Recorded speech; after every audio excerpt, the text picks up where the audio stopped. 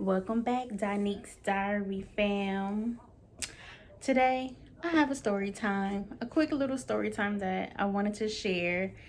Um, like in the title, it says story time. I was an extra in a in Hollywood. Well, actually, I wasn't really. Well, I was an extra, but not in a movie. This was 2011. Just so you know, in 27, the world crashed. I know a lot of us millennials were in our second type of crash. So when I graduated from college, we were still in it, still in the thick of it. People didn't work for a year or two. When I first got home, I did not want to come back to California. I went to school in DC, but didn't find any opportunities out there, so had to come back home. Didn't want to be homeless in DC, or where am I welcome with friends and all that stuff. So I came home. Didn't know it was gonna be that bad. Like I didn't like we heard about the crash in college, but I think we lived in the bubble. We didn't really know that the economy was so bad. That's why so many people went to grad school. But I was like, I need a break. I don't want to go back to grad school. So it took almost 2 years to find a really stable income. So in 2011, I came back home. My mom lived in Moreno Valley at the time, so I had to move back home. That was horrible. And it was nothing out there. Like, it's getting better. A lot of people are moving out there because homes are expensive, but it's still, jobs are still only in LA. Anyways, so I lived with my uncle's relatives and at a time. And that's the time I was at my aunt's home that wasn't far from my uncle's.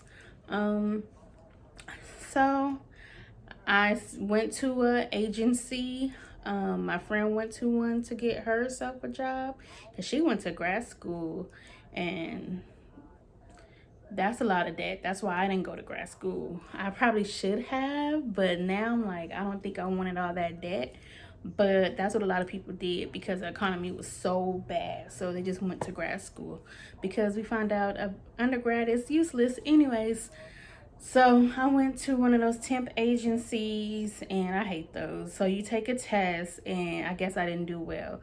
So the only jobs that I was offered, but my friend, she got those same jobs too. Like, she had more office jobs, but I had more like I'm on putting my business out there, but oh whatever. But I had more like dumb stuff. But the one that was pretty interesting and fun was to be an extra in Hollywood. So I did not have a car at the time and living in LA. Yes, I didn't get my license till my 30s. Yes, I'm a Californian that didn't have a license and born and raised in LA without a car, but still got things done. Still did what I need to do. Had a jobs, went to college, and did my thing without it. Kind of glad I didn't because car note and insurance and registration is nobody really tells you all that. Anyways, so I was on the bus, and mind you, I live all the way like downtown LA. Had to take the bus all the way up to like Burbank, somewhere far in LA. Like, this studio was Paramount Studios. I don't know why I think WB. I think WB Studios was close. I don't know why I always think WB, but it was Paramount Studios. Took the bus, yes. That was a mission. That was a journey. And I think I had that assignment for 2 days or 3 days, something like that. So when I got there, they let you know, like, you get there and then you walk onto the lot. And I didn't, at the time, I think the big show was High School Musical.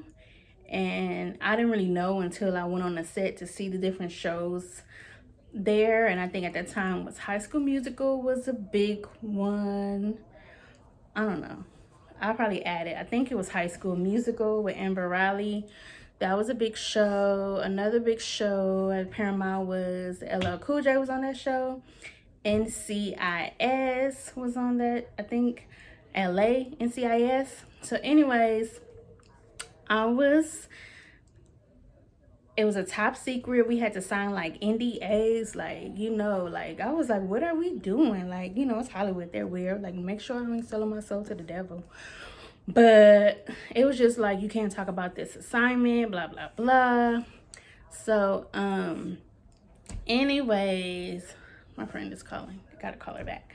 Anyways, so when I was there, we just found out that we're just extras for a Paramount, I think it was 100 years, that they were celebrating 100 years, and they were having all their top actors come on to take a picture. So we were just extras for a picture, and they had some famous photographer, like he was from some other country like Europe or something. It was just like a Hollywood movie. His attitude was like, over there, get this, like he had assistants who look all beautiful, like they look like models, but they were like assistants from, it was just like a typical, like when you see some of those Hollywood movies and how some of these people behave, that's like how some of these photographers and all weird and stuff, like they act really like that, like I'm so above you, and like you're just draining me, I need, where's my assistants, and like that stuff be real. That's how they act. Like he was so dramatic, but I guess he was a famous photographer. I'm like, I'm sure he make really good money, but I'm like, these people like spend all this money and have all of us as extras to, all we did was basically just stand in place. Like they just wanted us to be bodies, so when the celebrities come, all they had to do was go stand in their place, take the picture, because you know they're famous, they don't want to waste on time, because it was award season, so you know they have parties and their time is precious. So all we did for those 2 days was basically stand in place, and he just went to see like what everybody be shot. I mean, it was pretty cool to see the behind the scenes, but it's like they do all this just for a picture, like this whole production. And I got paid those 2 days. Like my friend, I think she did like a party one time. I was like, that would have been pretty interesting and fun just to see and observe like how things go in Hollywood. But it was really cool. Like it wasn't a whole lot of money. It was baby change, but it was something. I was glad, because during that time it was really bad. Like I volunteered at my church for a year just to do something, because I wasn't into doing just not nothing. I didn't know the economy was that. Back to what I was saying, like the economy was really crappy, so we just took what we can get.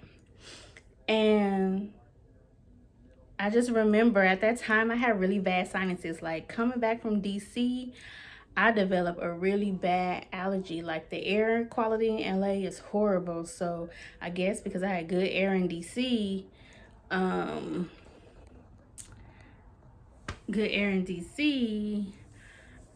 my body wasn't used to the allergies. So during like it was a good year that I was annoying everybody, because I had constant sinuses, and it was really bad. So I was walking around with a big old pink jacket with Halls and tissue to spit. I know it's gross.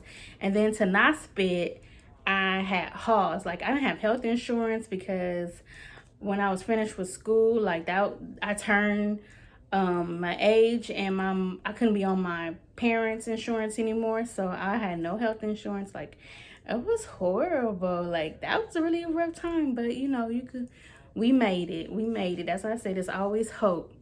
It's always hope. But it was rough. But anyways, it was funny because when we had lunch, like they had of course we didn't get no special treatments or whatever, so we had breaks in between. And I just remember walking around with my big pink jacket, and I was just walking. I don't know what I was doing. It was lunchtime, I guess. I don't know if I was looking for food or whatever. I don't know. But they did have food, a cafeteria that we could go to, so that was cool.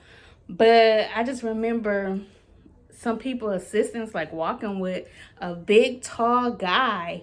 And then when I got close, like he was just looking at me like, why you got this big old jacket on? Like LA, you know, it was hot.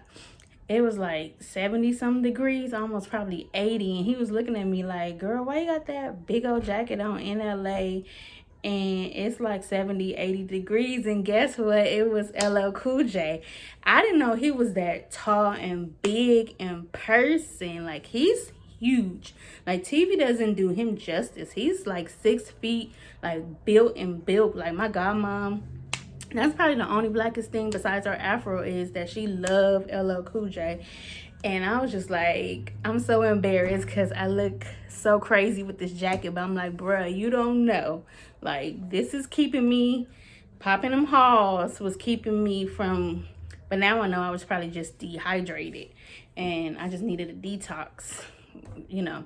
But it was hilarious. Like, I was like, oh, look at Ella, he is on that TV show. I was like, all right, like, that's what's up. And I think I just quickly was like, bye. Like, I don't even know if I said hi or nothing, but but he was probably just confused. Like, ma, like, girl, what you doing with a jacket on? Like, what?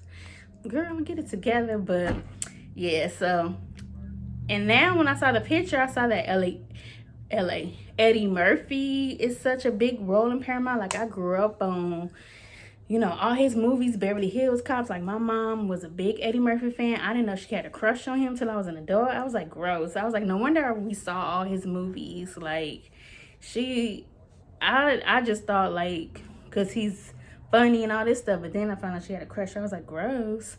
But I was like, Eddie Murphy was in the picture and other actors. I had a Gary Chapman.